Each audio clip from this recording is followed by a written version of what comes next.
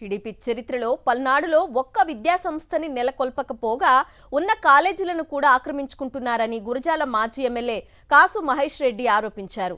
Junior college స్థలాన్ని ఆక్రమించుకున్న Telugu తమ్ముళ్లు college పక్కనే road వేసి రియల్ ఎస్టేట్ వ్యాపారం చేస్తున్నారని ఆగ్రహం వ్యక్తం చేశారు.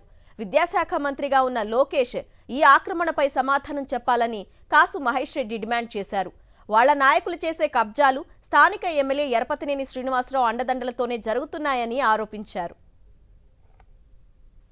ఉన్న కాలేజీలను కూడా ఆక్రమించుకుంటున్నారు. ఈరోజు అదే చూస్తున్నాం. ఈ రోడ్డు ఎప్పుడైనా ఉన్నిందా ఆలోచించండి. గడిచిన 40-50 సంవత్సరాల్లో అనేక ప్రభుత్వాలు వచ్చినాయి. దాంట్లో తెలుగుదేశం ప్రభుత్వం కూడా ఉంది. ఏ రోజన్నా ఈ రోడ్డు ఉన్నిందా? మరి ఈ రోజు ఎందుకు వచ్చింది? ఈ రోడ్డు ఎక్కడి నుంచి వచ్చింది అంటే కాలేజ్ ఆక్రమించుకొని ఈ రోడ్డు వేసి వెనకాల రియల్ ఎస్టేట్ ప్లాట్లు చేసుకోవడానికి కాలేజీనే ఆక్రమిస్తున్నారు. జూనియర్ కాలేజీని, ప్రభుత్వ స్థలాన్ని. ఇది ఈ ప్రభుత్వం స్థానిక శాసనసభలు చేస్తున్న అభివృద్ధి.